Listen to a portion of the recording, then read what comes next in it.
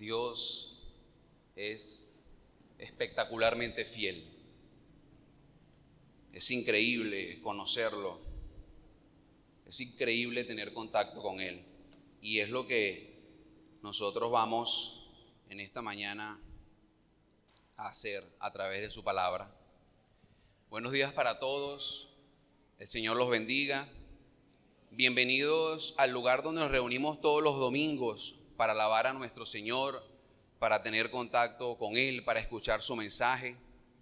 Bienvenido a todos nuestros invitados especiales, a usted que está aquí por primera vez o que tal vez tiene poco tiempo compartiendo con nosotros. Es un placer para nosotros tenerlos aquí.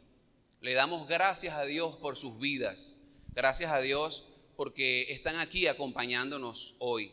Saludamos también a todos los que en este momento y en esta oportunidad están observándonos a través de la red social Instagram en vivo. De verdad, bendiciones para ustedes, que el Señor pueda a través de este mensaje edificar sus vidas, ayudarlos a continuar en su camino, que no es fácil, pero es maravilloso. Vamos a orar, queridos hermanos, para empezar este mensaje el día de hoy. Padre amado, Dios todopoderoso, tú eres, Señor, el Rey, el Creador de todo, del universo, de la tierra. En este momento nosotros presentamos, Padre, nuestras vidas, nuestros corazones delante de ti. Te pedimos, Padre amado, que nuestro entendimiento pueda ser abierto. Te pedimos que los oídos espirituales, los sentidos espirituales de todas aquellas personas que van a escuchar, que van a tener contacto con tu palabra, Señor, puedan ser abiertos y esta persona, Padre, pueda conocerte cada vez más. Dirige tú, Señor, este mensaje. Dirige tú, Señor, todo lo que vaya a ser hablado el día de hoy. En tus manos, Padre amado, nos entregamos. En el nombre de Cristo Jesús, nuestro Salvador. Amén. Abra el extraordinario libro que usted tiene ahí en su mano o en su teléfono, llamado Biblia. Ese conjunto de libros que están ahí, ese conjunto de cartas proféticas, poéticas. Abra este libro, por favor, en el libro de Josué, capítulo 24, versículo 14. Josué, capítulo 24, versículo 14. Vamos a hacer lectura a ese versículo. Es importante que ustedes conozcan un poco el contexto de estas palabras. Josué estaba ya anciano, estaba mayor.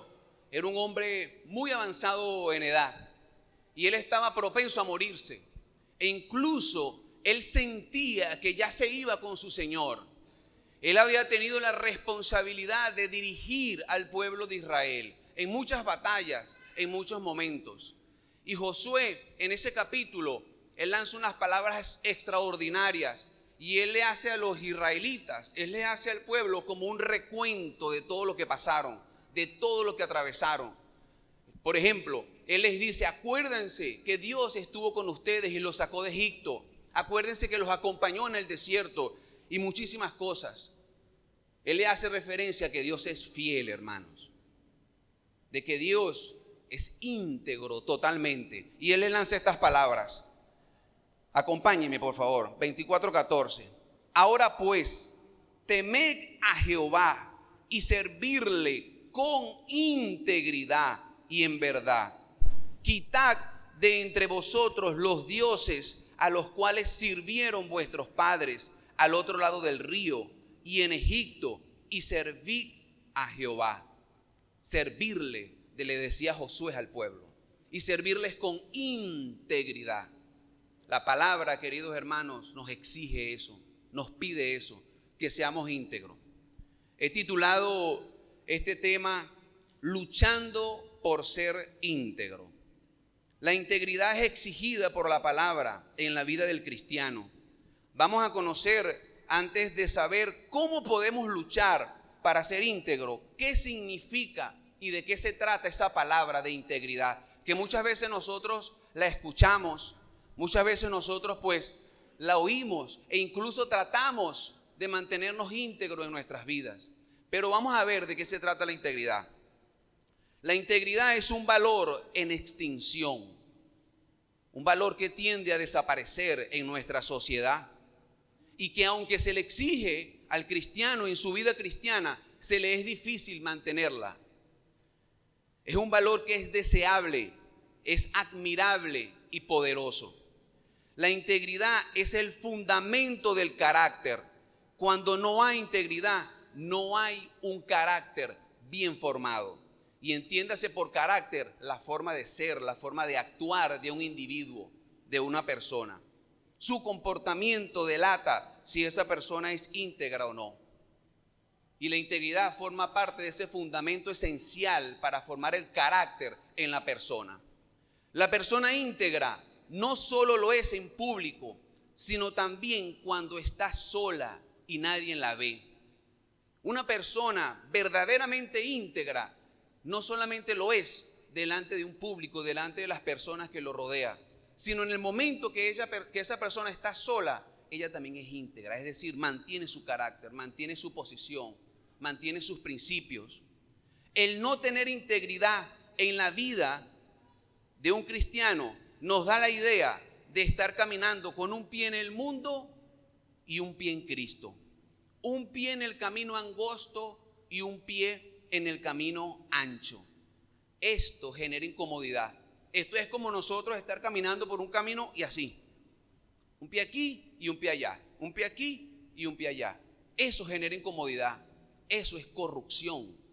Eso es ser corrupto. Eso es lo que nosotros llamamos no ser íntegros. Es como tener doble vida, tener dos familias, tener de repente dos redes sociales, una con mi nombre verdadero, con un contenido como cristiano, y otra parte con otro nombre. Y ahí es donde yo pues lanzo la vida que yo tengo por otro lado. En la iglesia esto es muy común. En la iglesia eso acontece, en el mundo eso acontece. Y el no tener esa integridad en nuestras vidas, lo que hace es delatar la falta de carácter que nosotros tenemos. El hacer eso delata la falta de ese fundamento esencial en nuestro carácter, la integridad, queridos hermanos. Nosotros debemos luchar contra eso. Ser íntegro no es fácil. Ser íntegro es una lucha. Para ser verdaderamente íntegros, nosotros debemos luchar todos los días de nuestras vidas. Más adelante nosotros vamos a conocer un poco cómo nosotros podemos luchar para llegar a ser íntegros. Pero antes yo quisiera ilustrar este concepto de una forma más clara en la Biblia, en la palabra. La primera falta de integridad que la historia humana registra está en Génesis, en el mismo inicio de la humanidad. Ahí nosotros encontramos la primera falta de integridad con la historia que todos conocemos de Adán y Eva. No la vamos a buscar porque yo sé que ustedes la conocen. Ustedes han escuchado muchísimo de esta historia. Cuando Dios se aproxima a Adán en el huerto del Edén y le pregunta: ¿has comido del árbol del cual te dije que no comieras? Dios le hace esa pregunta a Adán. Ustedes saben esa historia porque ellos estaban allá escondidos. Escucharon que venía Dios, se escondieron. Ya tenían el entendimiento de que estaban desnudos y sintieron vergüenza.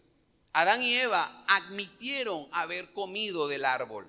Fueron honestos, pero les faltó integridad. Fueron honestos, queridos hermanos, pero les faltó integridad. La honestidad y la integridad no siempre son los mismos. Y ustedes pueden preguntar: hermano, ¿y cuál es la diferencia entre estas dos? La honestidad te lleva a admitir la falta, pero la integridad no te permite cometer dicha falta. La integridad te hace que tú te mantengas firme en lo que tú crees. La integridad hace que tú te mantengas firmes en tus principios, en tus conceptos, y no te dejas llegar hasta ese punto de cometer esa falta. ¿Qué es lo que la integridad hubiese requerido de Adán y Eva? Que cumplieran lo pactado. Ellos tenían algo pactado con Dios El Señor les dijo, no coman de ese árbol. Hermanos, yo les pido que hagamos un ejercicio. Y ustedes recuerden hoy el día en que ustedes aceptaron a Cristo como su Señor y su Salvador. El día en que su entendimiento se abrió, su corazón fue partido y usted con sus bocas, usted tomó esa hermosa decisión, la mejor decisión que usted pudo haber tomado en su vida, aceptar a Cristo como su Salvador. Usted hizo un pacto ahí con Él. Usted le entregó su vida. Usted abrió su corazón. Usted reconoció con su boca: tú eres mi Señor, te acepto en mi vida, dirígeme tú. Nosotros debemos de mantenernos íntegros para cumplir ese pacto. Nosotros tenemos que tener el suficiente carácter para mantenernos en ese principio, en esa decisión que nosotros tomamos ese día. Adán y Eva no fueron íntegros al comer del árbol prohibido. Al ser confrontados con Dios, debieron de haber respondido algo como esto: Señor, soy responsable. Yo comí del árbol. Comí porque decidí comer. Comí porque escuché que al comerlo yo podía llegar a ser como tú. Eso hubiese sido una respuesta más íntegra de parte de Adán y Eva, pero ustedes conocen la historia. ¿Qué le dijo Adán cuando Dios se le acercó? Llega Dios allá y le dice: Adán, ¿qué pasó? ¿Qué hiciste? ¿Comiste del árbol que te dije que no comiera? Estoy parafraseando. Y Adán se le acerca a Dios y le dice: no, Señor, la mujer, esa mujer que tú me diste, tú la sacaste de aquí de la costilla mía. Estoy parafraseando. Esa es la culpable casi. La tiró por un barranco, prácticamente, ¿sí o no? De igual forma Dios se le acerca a Eva. Y Eva, me imagino ya, perdona, en mi mente loca, se le acerca y ve: uy, me dejó solo. Y Dios le dice: Eva, ¿qué pasó? Aplicó la misma que aplicó Adán. No, Señor, la serpiente, la culebra, ella es la culpable, me engañó. Podemos decir que se justificaron, no asumieron, no fueron responsables en lo que habían hecho. La integridad demanda que no quebrantemos lo pactado. Eso demanda la integridad, que no quebrantemos lo pactado. Y si lo quebrantamos, debemos admitir por qué lo hicimos y lo que hicimos, sin tratar de justificarnos. No se trata, queridos hermanos, de que seamos perfectos. Ustedes saben muy bien que mientras nosotros estemos viviendo en esta carne, nosotros no vamos a llegar a la perfección. Aunque la palabra nos empuja a eso, nos empuja y nos manda a llegar a la estatura de Cristo. Y Cristo es la perfección. Pero cuando nosotros cometamos esa falta, cometamos esos errores, reconozcámosla, aceptámosla. No tratemos de justificarnos como lo hizo Adán y Eva. Por eso es que se le llama hoy en día el hombre caído. Tiene mucha razón ese término de caerle a estos seres. Fíjense ese ejemplo, esa ilustración que nos da la propia palabra con respecto al no ser íntegro. Pero ahora, queridos hermanos, yo quiero que nosotros nos ilustremos con un ejemplo de lo que es ser íntegro. Lo encontramos en el mismo libro de Génesis, capítulo 39, desde el versículo 7 al 16. Por favor, usted conoce la historia, pero permítame hacer este ejercicio y acompáñeme. Busque, por favor, Génesis, capítulo 39, a partir del versículo 7 hasta el versículo 16. Esta es la historia de José, o una pequeña porción de la historia de José. José fue íntegro, y esta porción de su historia puede ayudarnos a entender bien lo que se requiere para mantener la integridad. Vamos a conocer algunos aspectos que son importantísimos para nosotros mantener la integridad. Si lo tienen, por favor, les pido que me acompañen en esta lectura. A partir del versículo 7, dice así: aconteció después de esto que la mujer de su amo, en este caso de José, puso sus ojos en José y dijo: duerme conmigo. Y él no quiso. Y dijo la mujer de su amo: he aquí que mi señor no se preocupa conmigo de lo que hay en casa, y ha puesto en mi mano todo lo que tiene. no hay otro mayor en esta casa, y ninguna cosa me ha reservado sino a ti, por cuanto tú eres su mujer. ¿Cómo pues haría yo este gran mal y pecaría contra Dios? Hablando ella a José cada día y no escuchándola él para acostarse al lado de ella, para estar con ella. Aconteció que entró él un día en casa para hacer su oficio y no había nadie de los de la casa. Acuérdense que José era un sirviente de Potifar. Sus hermanos los vendieron como esclavos a Egipto y él estaba trabajando ahí en esta casa como lo que nosotros conocemos como un mayordomo. Aconteció un día que él entró a la casa para hacer su oficio y no había nadie de los de la casa allí.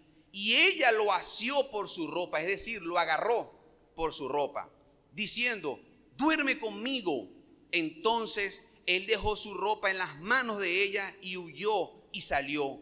Cuando vio ella que le había dejado su ropa en sus manos y había huido fuera, llamó a los de la casa y les habló diciendo: mirad, nos ha traído un hebreo para que hiciese burla de nosotros. Vino él a mí para dormir conmigo y yo di grandes voces, o sea, se puso a gritar. Y viendo que yo alzaba la voz y gritaba, dejó junto a mí su ropa y huyó y salió. Y ella puso junto a sí la ropa de José hasta que vino su señor a la casa. Tremenda joyita, ¿no? Esta mujer. En esta historia que nosotros acabamos de leer ahorita, nosotros vamos a resaltar a través de esta historia aspectos resaltantes que se requieren para mantener la integridad. Dominio propio. José tuvo dominio propio. ¿Ustedes creen que José, teniendo esa mujer al lado, teniendo la oportunidad de acostarse con esa mujer, que aunque la Biblia dice que no era una mujer hermosa, me imagino que sí era bien arreglada, porque ella era la esposa del dueño de esa casa, tenía condiciones? De seguro José sintió esa necesidad, su cuerpo se lo pidió, pero él tuvo dominio propio. Ustedes saben que el dominio propio es un fruto del Espíritu Santo. Lo tenemos en nuestras vidas cuando nosotros buscamos a Dios. Mientras más cerca nosotros estemos de Dios, mientras más nos llenemos de Él, ese fruto va a estar en nuestras vidas. Nosotros tenemos que tener dominio propio para ser íntegros, queridos hermanos. Otro aspecto importante para mantener la integridad es la responsabilidad. José fue responsable. Nosotros leímos que José habla ahí y él estaba consciente de que su amo, su señor, le había colocado su casa en sus manos. Él tenía la disposición de comer lo que él quería, de la ropa que estaba ahí, de los espacios que estaba ahí. Solo era la mujer del amo que tenía que respetar. José fue responsable.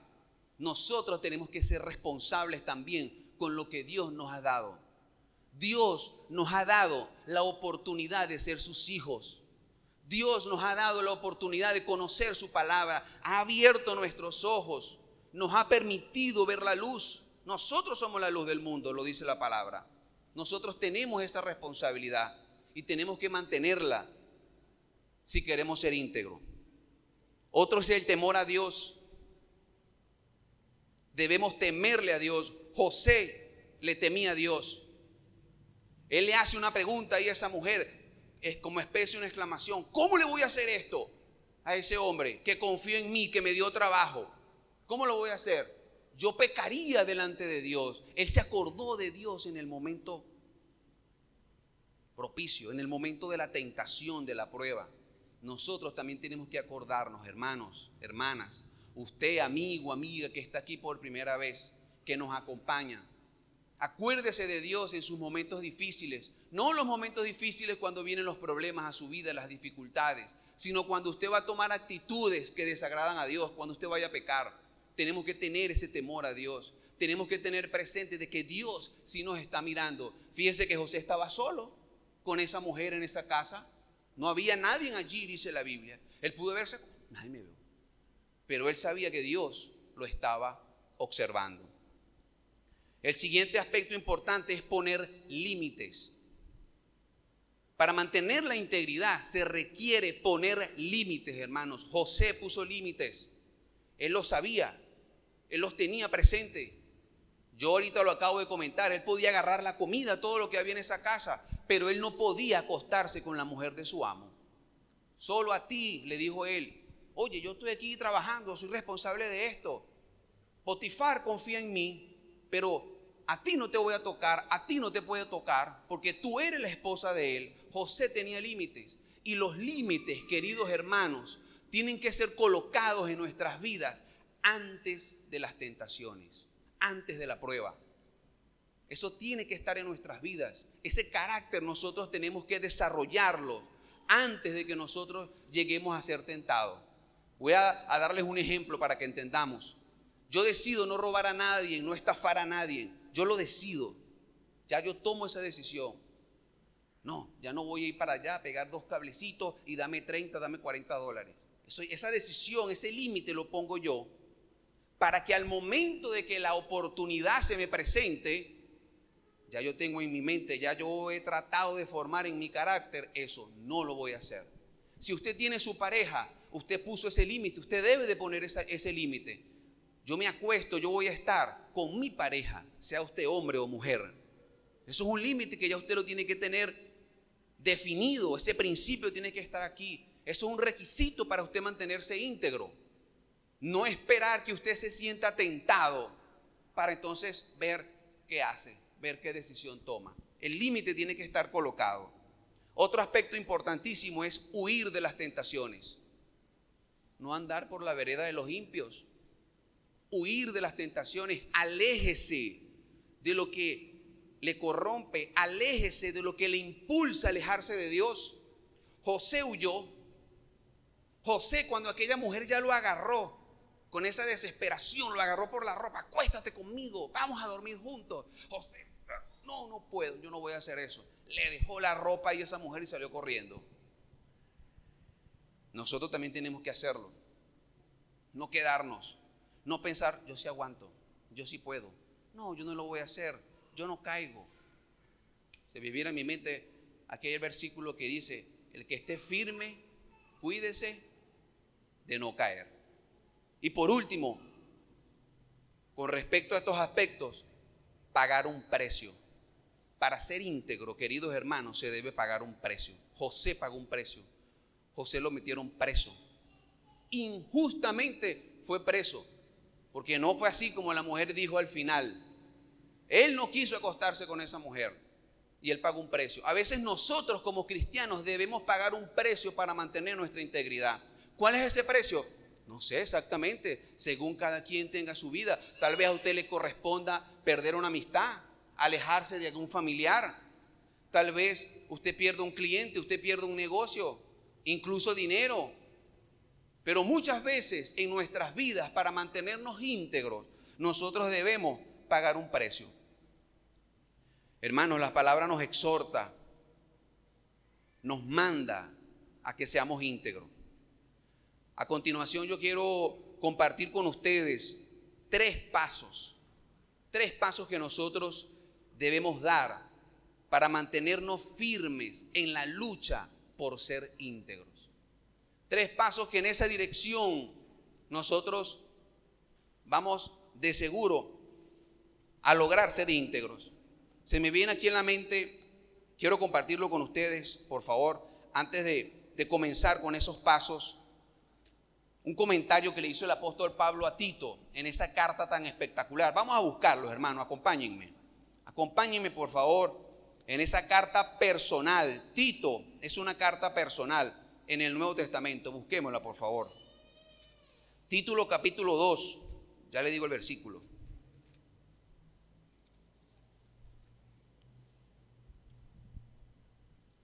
Capítulo 2, versículo 6.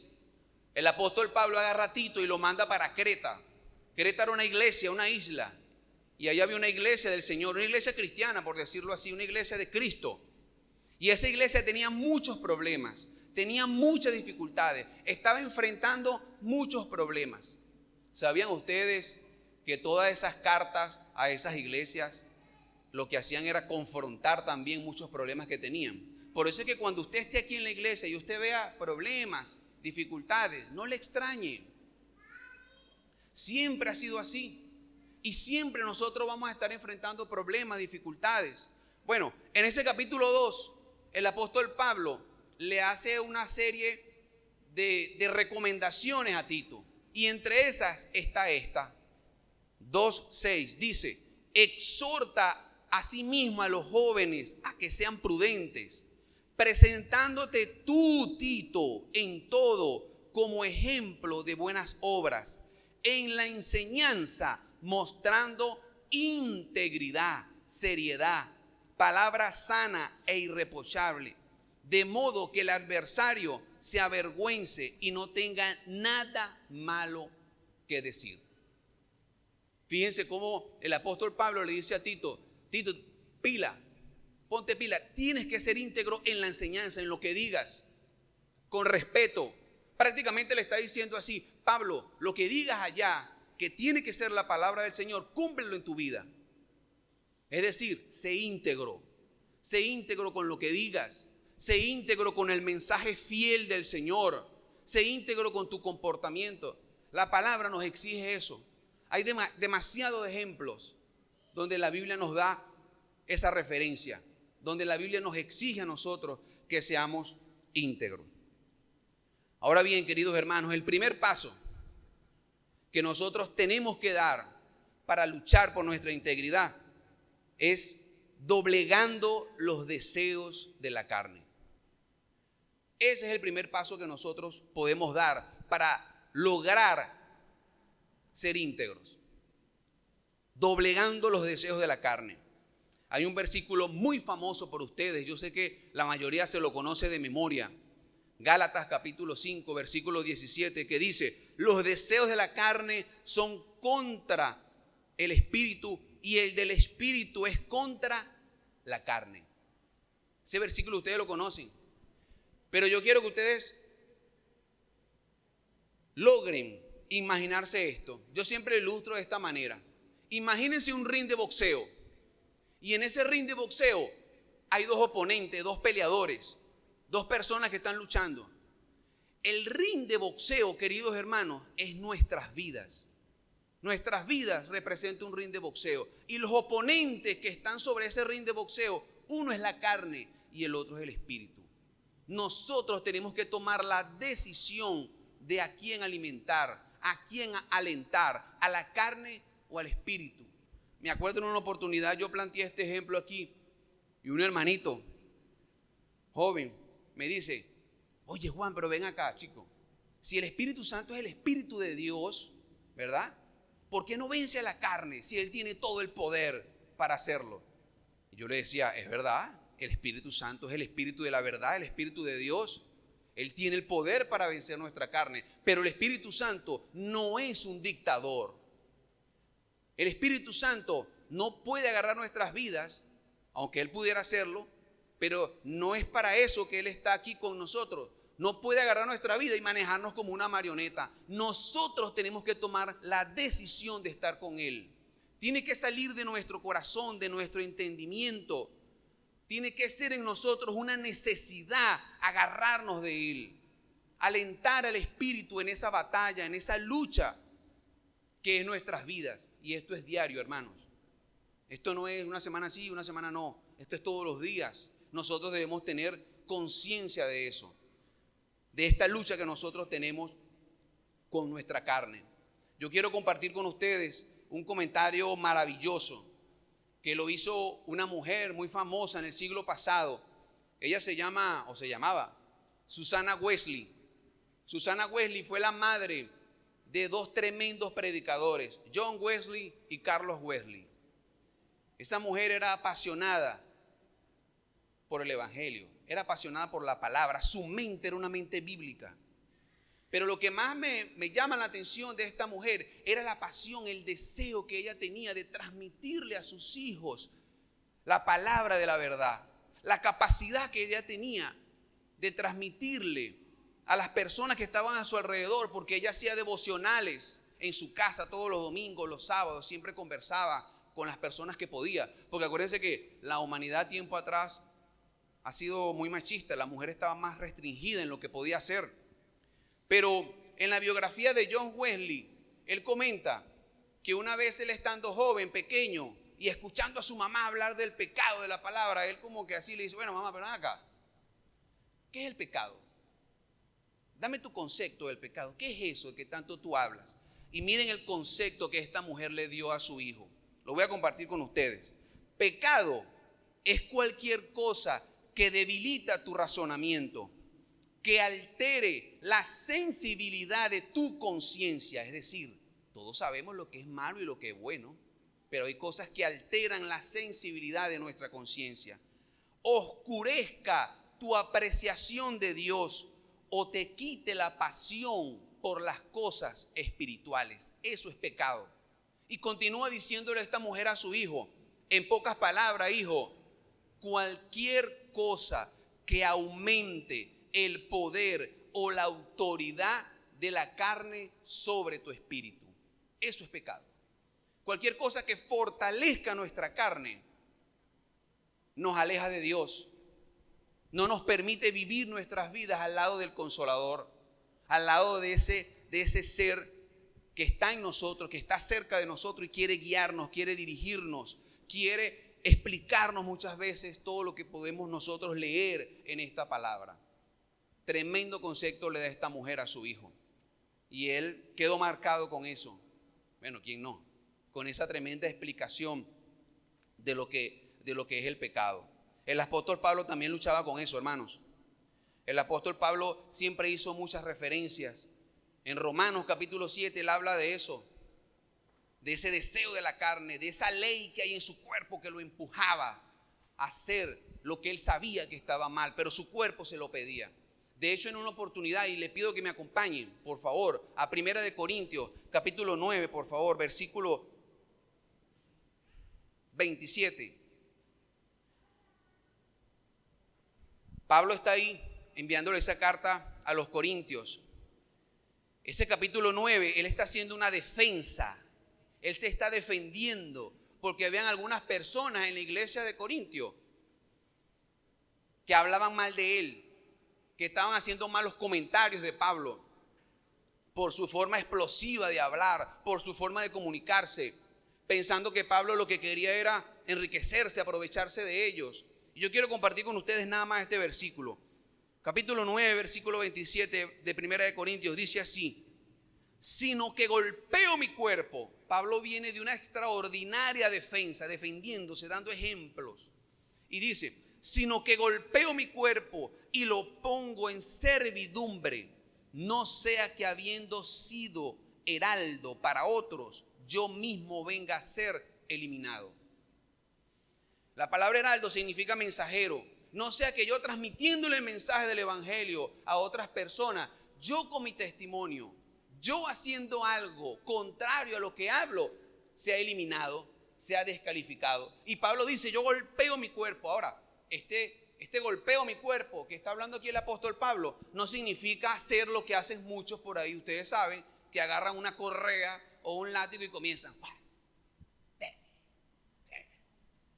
No se trata de eso. Cuando el apóstol Pablo dice golpeo mi cuerpo, sino que golpeo mi cuerpo, él se está refiriendo a que cuando él sienta esas ganas de pelear, cuando él sentía esas ganas de pelear, o refiriéndose a nosotros, cuando nosotros tenemos ese carácter y queremos explotar, o cuando nuestro cuerpo nos pide hacer algo que nosotros no debemos hacerlo, tenemos que golpearlo, tenemos que dominarlo. No podemos entregarnos en su totalidad a todo lo que el cuerpo y la carne nos pida, porque podemos ser eliminados, descalificados, podemos perder la integridad, queridos hermanos, la integridad que es exigida en la palabra de Dios para nosotros. El segundo punto, el segundo paso que nosotros podemos dar en dirección a mantenernos en esa lucha por ser íntegros es teniendo devocionales de calidad. Teniendo devocionales de calidad, nosotros vamos a dirigir nuestras vidas a una vida de integridad. Es necesario, es vital. Yo le pido por favor que usted busque en su Biblia el Salmo 119. Acompáñeme, queridos hermanos. Este Salmo 119 nos habla de lo maravilloso, de lo espectacular que es tener contacto con la palabra de Dios. de lo importantísimo que es esto. Ese salmo lo escribió David. El salmista David habla cosas maravillosas. De hecho, hay un versículo ahí que nosotros lo conocemos muchísimo. Dice: lámpara es a mis pies tu palabra y lumbrera mi camino. Pero yo quiero que nosotros leamos dos versículos de este salmo. Busque el versículo 97. Salmo 119, versículo 97. Y después vamos a leer el 104, pero vamos a leer el 97. Dice así: oh, cuánto amo yo tu ley. Todo el día es ella mi meditación. Cuánto amo tu ley. Todo el día es ella mi meditación. El salmista David se placía de conocer de Dios, se placía de tener conocimiento de la palabra de Dios. Y él expresa ahí que todo el día meditaba en su ley. Esta palabra meditación en hebreo, que es el idioma en el que se escribió el salmo, significa sikha y significa reflexión, significa devoción. Eso es el significado de meditar, reflexionar. Es tener devoción por esta palabra. Cuando el salmista dice: todo el día medito en esta palabra, no es que él no trabajaba, no se trata de no hacer nada. Tampoco es quedarnos en la casa todo el día meditando y leyendo. No, en nuestro día a día, cuando enfrentemos un problema, cuando veamos una situación, cuando se nos presente algo de improviso, nosotros tenemos que meditar en la palabra. ¿Qué dice la palabra? ¿Qué debo hacer? ¿Qué dice Dios? ¿Qué opina Dios de esto? Nosotros tenemos que hacerlo. Es lo que hacía David. Versículo 104, acompáñenme por favor. Dice: de tus mandamientos he adquirido inteligencia, por tanto he aborrecido todo camino de mentira. Esa sabiduría, esa inteligencia, esas capacidades se adquieren ¿con qué? Con los mandamientos de nuestro Dios. Aquí están, miren. Qué espectacular. No es por banalidad que yo lo digo. Ustedes saben que es así. Es maravilloso este libro. Hay que sumergirnos. Hay que lograr obtener en nuestras vidas esa inteligencia. Hay que lograr obtener ese conocimiento para alejarnos del camino de la mentira. Hay que conocer y hay que saber qué es lo que quiere Dios, cuál es la voluntad del Dios revelado aquí en esta Biblia para nuestras vidas. Y Él es bueno, créanlo. Dios es bueno. Necesitamos conocerlo, necesitamos saber de Él para mantenernos íntegros. Necesitamos conocerlo para poder luchar por ser personas íntegras delante de Él y delante de aquellos que nos observan. Nosotros tenemos esa responsabilidad. El conocer la palabra nos permite una buena comunicación con Dios, con nuestro Padre. La oración forma parte del devocional. Así Cristo lo muestra en el Evangelio de Lucas, siempre orando en todo momento. Ese Evangelio, que de alguna forma podemos decirlo, es la historia de Cristo, escrito por Lucas, que era un doctor, que era un hombre inteligente. Quiere transmitirle allá lo que pasó a un hombre llamado Teófilo. Y comienza Lucas a caminar, a rodar por toda Jerusalén, seguro reuniéndose, investigando, conociendo qué pasó, qué dijo aquí, qué hizo. Y Lucas registra que Cristo oraba en todo momento, hermanos. Tenía contacto con Dios. Todo lo que iba haciendo le pedía a Dios: Señor, oriéntame, ayúdame. Muéstrame tú qué es lo correcto. A veces nuestra mente nos engaña, hermanos. A veces nuestra mente, nuestros pensamientos son tremendos, son terribles. Eso es un tema tremendo aquí en la Biblia. Nuestra mente nos lleva muchas veces a no ser íntegro, a alejarnos de Dios. Y la oración nos tiene que ayudar a eso, a mantenernos en ese contacto con nuestros padres. Y tiene que ser de calidad. Un devocional de calidad. No hacerlo por hacerlo. De hecho, hay un libro maravilloso que se llama Los 5 lenguajes del amor. Uno de esos lenguajes es eso, el tiempo de calidad. Usted ama a Dios, usted dice con su boca que lo ama, que lo quiere. Pase tiempo de calidad con Él. Busque la manera de conocerlo con un tiempo de calidad. Dedíquese un día a la semana, una hora, según sea su rutina, pero converse con Él. Siempre converso también que la comunicación con Dios no es muy distinta a lo que nosotros escuchamos en castellano cuando estudiamos en la escuela, en el liceo. Emisor, receptor, y en el medio un mensaje. Lo que pasa es que a veces nosotros queremos ser todo el tiempo emisores, mandando mensajes. Dios mío, ayúdame, Señor, por favor. Ay, ábreme las puertas, sálvame, cúrame, dame aquello. Sí, lo podemos hacer. Él es nuestro Padre, Él nos escucha. Pero muchas veces nosotros también tenemos que ponernos en la posición de receptores. ¿Qué quiere Dios en mi vida? ¿Qué dice Dios? ¿Cuál es la voluntad de Dios en mi vida en este momento? Y tenemos que también recibir sus mensajes. Eso es una comunicación verdadera, real. No solamente cuando nosotros pedimos, hablamos con Él, sino cuando nosotros también buscamos la manera de tener contacto con Él a través de la palabra y a través de nuestra oración. El tercer punto, queridos hermanos, el tercer paso que podemos dar para mantenernos firmes, para mantener la lucha por nuestra integridad, es tener a Cristo como Señor real de nuestras vidas. Escuche bien, por favor. Tener a Cristo como Señor real de nuestras vidas. Hay un versículo en la Biblia que dice: no todo el que me dice Señor, Señor, entrará al reino de los cielos, sino el que hace la voluntad de mi Padre. Estas son palabras de Jesús. El propio Jesús lo dijo. No todo el que diga Señor, Señor, sí, yo te obedezco, sí, aquello y lo otro, entrará en el reino de mi Padre. No se trata solamente de confesarlo con la boca, se trata de obedecerlo. Si me amas, obedece mis mandamientos, dijo Cristo. Tenemos que obedecer, tenemos que realmente tener a Cristo como nuestro Señor, como nuestro Salvador. Quiero hacer referencia a este versículo que muestra en su contexto una falta de integridad y resume lo importante de tener a Cristo como Señor de nuestras vidas. Yo sé que ustedes lo conocen, pero es que son versículos maravillosos. Algunos los sabrán de memoria, pero tal vez usted no. Busque por favor Gálatas, acompáñeme hasta esta carta de Gálatas. Pablo también escribe esta carta, se lo escribe a esta iglesia que estaba atravesando por terribles problemas con la carne. Y Pablo hace referencia ahí a una historia, ¿verdad?, donde la integridad fue quebrada en una persona. En este caso, de Pedro. Pedro fue a visitar la iglesia de Antioquía. Él estaba en Jerusalén, él era judío. Pedro, el apóstol Pedro. Y él fue a visitar desde Jerusalén a Antioquía.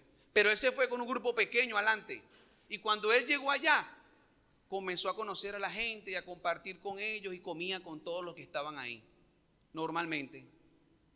A los días, llegó de allá, de Jerusalén, otro grupo de judíos que iba también a acompañarlo, pero ellos llegaron después. Y cuando ellos llegaron, Pedro, que todavía estaba pegado, o da la idea de que estaba pegado a esa cultura judía, ya no como contigo, ya no, se comenzó a alejar de esos miembros de Antioquía. Y el apóstol Pablo lo observó y lo miró. Y eso, queridos hermanos, expresa una falta de integridad. No fue íntegro Pedro en ese momento. Ojo, todos podemos fallar, hermanos. Pedro falló, pero si usted lee su segunda carta, la segunda carta de Pedro, él lo reconoce. Y él le habla a Pablo refiriéndose, amado hermano Pablo, lo dice. Él acepta, porque a todos nos puede pasar. Pero recuerden lo que yo comenté hace rato, no se trata de ser perfecto, sino se trata de que cuando cometamos una falla, un error, lo aceptemos, lo reconozcamos, no nos justifiquemos. Pablo le hace un llamado de atención a Pedro y Pablo lanza unas palabras ahí espectaculares. Capítulo 2 de Gálatas, versículo 20. Algunos se lo saben de memoria, pero permítame leerlo. Dice así: con Cristo estoy juntamente crucificado, y ya no vivo yo, mas vive Cristo en mí. Y lo que ahora vivo en la carne, lo vivo en la fe del Hijo de Dios, el cual me amó y se entregó a sí mismo por mí. Pablo hizo esa referencia. Yo estoy crucificado con Cristo. Mi vida pasada, mis deseos están crucificados con Cristo. Ahora lo que yo vivo en la carne, mi vida hoy en día la vivo ¿para quién? Para Cristo, para servirle, para obedecerle, para servirle de verdad. Para servirle de verdad con el corazón, con integridad. Yo voy a confesarle que hace tiempo yo estaba aquí en la iglesia y uno de los predicadores estaba hablando de este tema y él da este significado. Anoche me acordé de esto. Él dice: Dios es nuestro Señor. Tú lo aceptas como el Señor de tu vida. Entonces la otra parte es siervo. Quiere decir que nosotros somos siervos. Y esa palabra siervo, me acuerdo yo que ese hombre decía, en griego significa doulas, que es esclavo. Y yo me fui para mi casa un poco tocado. Y yo dije, oye, no, yo no soy esclavo de nadie. Yo me fui tocado ahí. Yo dije, oye, pero naguará, este se pasó, dije yo. ¿Ves? Yo me senté después en mi casa y dije, esclavo, oye, pero me tocó, no me gustó en ese momento. Y entonces yo vi a mi esposa embarazada y me acordé de mi vida pasada. Y yo dije, ¿sabe qué? Yo era esclavo del pecado. Del pecado yo fui esclavo. No me podía apartar de ciertas cosas en mi vida que me tenían dominado. Estaba entregado a eso. Ahora, ¿cómo no voy a ser yo esclavo de aquel, como lo dice Pablo aquí, que murió por mí, que fue crucificado por mí, que se entregó por mí? ¿Cómo no voy a ser yo esclavo de él? ¿Por qué no voy a ser esclavo de él? Gracias a Dios por conocerlo. Gracias a Dios porque ustedes lo aceptaron en su vida. Y si usted está aquí hoy y no ha aceptado a Cristo, no lo ha reconocido como su Señor, como su Salvador, usted va a poder hacerlo hoy. Usted va a poder tener esa oportunidad hoy. Es maravilloso. Él no es un Señor malo, malvado. Él sabe lo que es bueno para tu vida, aunque muchas veces nuestra mente no lo entienda. A veces nuestra conciencia no logra entender, ay, ¿por qué me pasa esto? ¿Por qué no logré esto? ¿Por qué no hice esto? Dios sí lo sabe. Y Romanos dice que todas las cosas nos sirven para bien. Cuando tú verdaderamente lo aceptas como tu Señor, Él comienza a dirigir tu vida. Si tú verdaderamente lo aceptas. No de boca, como lo dijo Jesús, sino aceptarlo con sinceridad. Aceptarlo de verdad. Yo quiero aquí, antes de orar por este tema, antes de pedirle a Dios que nos ayude en esta lucha que tenemos diariamente, antes de hacer esta oración para que nosotros podamos salir victoriosos en esta lucha por ser íntegro, yo quiero aquí hacer un llamado a usted, amiga, amigo, a usted que nos acompaña el día de hoy. Tal vez usted no ha aceptado a Cristo en su vida. Yo hoy le hago esa invitación. Yo hoy le invito a que usted acepte al Señor Jesús como su Señor y su Salvador. Tal vez usted ha vivido su vida complaciendo los deseos de la carne. Tal vez usted ha estado sumergido en un vicio, en algo que le ha impedido incluso ser verdaderamente feliz. Tal vez se le ha destruido su familia, su casa, su hogar, su negocio. Tal vez usted se encuentra ahí, en esa posición. Tal vez usted no ha pasado un tiempo de calidad con el Señor, con su Creador. Y usted necesita eso. Usted necesita pasar un tiempo de calidad con Dios. Usted necesita recibirlo a Él como su Señor y su Salvador. Yo lo invito. Yo voy a hacer una oración en este momento por usted, si así usted lo desea. Mi invitación no es a que usted se meta en una religión, a que usted venga para una iglesia todos los domingos. No se trata de eso. Se trata de que usted observe su vida, su corazón, y usted tome esa decisión. Usted sea consciente de que usted necesita de Dios, de que su vida pasada le ha llevado hacia un lugar, hacia un destino que usted no ha querido. Yo voy a orar por usted y usted va a repetir las palabras que yo voy a decir el día de hoy, ahí sentado en su puesto. Si así le place, usted acompáñeme en esta oración. Y la iglesia pues puede orar. Señor Jesús, yo reconozco que necesito de ti. Reconozco que tú moriste en la cruz por mí y te necesito en mi vida. Me arrepiento de mi vida pasada, de lo que hago. Necesito cambiar mi manera de pensar, mi manera de vivir. Ayúdame, Señor. Ayúdame, Señor Jesús, a estar contigo. Dirígeme tú. Sé tú el Señor de mi vida. Te acepto en mi vida, en mi corazón. Te invito a mi ser. Te recibo en mi corazón, en mi alma. Toma posesión de mi cuerpo, de mi ser. En tus manos me entrego. En el nombre de Cristo Jesús. Amén.